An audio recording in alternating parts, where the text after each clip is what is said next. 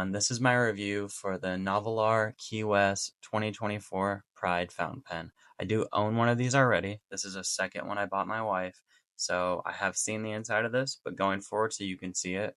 First and foremost, you get this nice rainbow gradient box.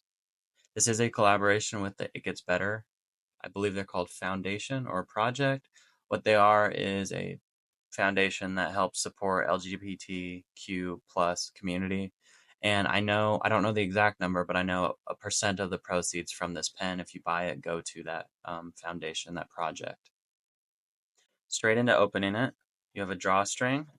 Inside of here, you have warranty information. It also comes with a statement from the company.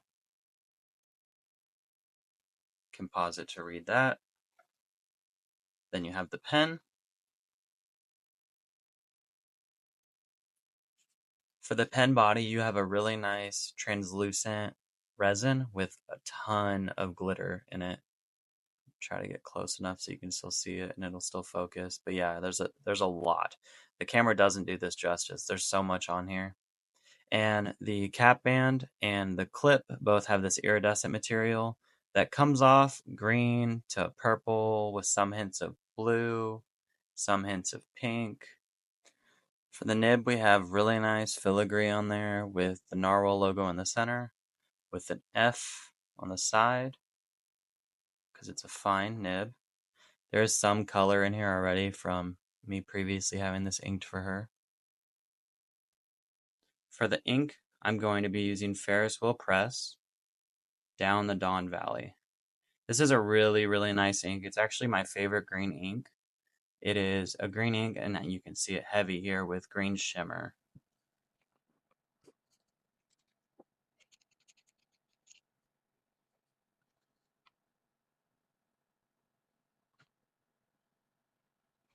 For the writing sample, I'm going to be using my Tomoe River notebooks.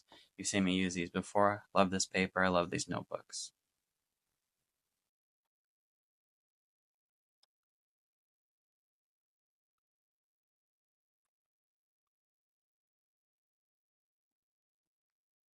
For some fast writing, taking a closer look at the writing, I think that it looks pretty fine. I don't have too much issues with how that is.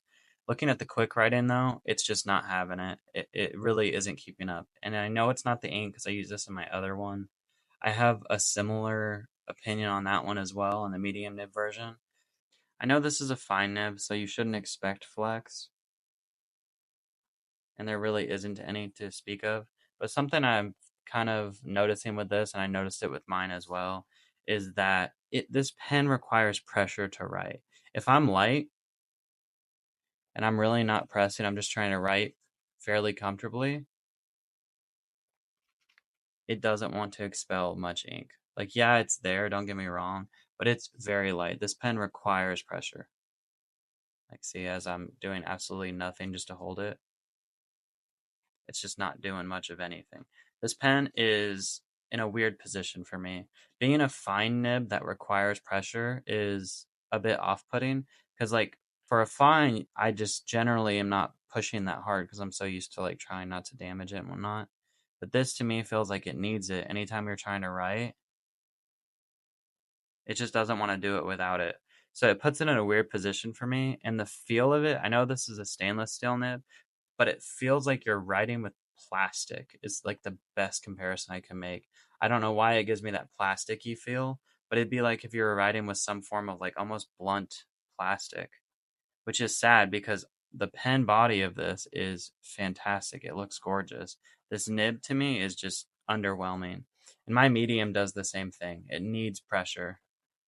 For size comparison, I have the Nautilus Narwhal Christmas edition from one of my previous reviews. I have an Esterbrook Esty, the standard size, and as always, I have a Lamy Safari. When looking at all of them side by side, the Key West is the shortest, even compared to the traditional Nautilus model they have over here. As far as uncapped goes, it is still the smallest out of the 4 pens I have here for you. And when posted, there's little to no difference across all 3 of these. the Nautilus doesn't post, so I took that one out. In conclusion, what do I think about this pen? I think that it's gorgeous. I think it looks good. I think the project they're trying to help, and I think donations or proceeds of the project or pen you're selling going towards it is fantastic. I think that's really good. However, for me, I think if you do want this pen, you're really going to have to look into at minimum a medium or bigger. Anything small or smaller than this even would just be bad. I think this pen nib, it comes off kind of plasticky to me. It is a cheaper pen, so I don't want to have too high of hopes, but I think it requires pressure to write. And from my experience, I am kind of heavy-handed, but I try my best to not be, especially with smaller nibs. But if you are heavy-handed, you would have no issues. I think this is a pen that's made for you. I just think you really need to look into having a bigger nib if you go about buying this pen. And if it wasn't obvious, it does work for left-handed people. Please be sure to like, comment, and subscribe down below your opinions. Maybe you got it. Maybe you don't have the same issues as I have. But that being said, thanks for watching.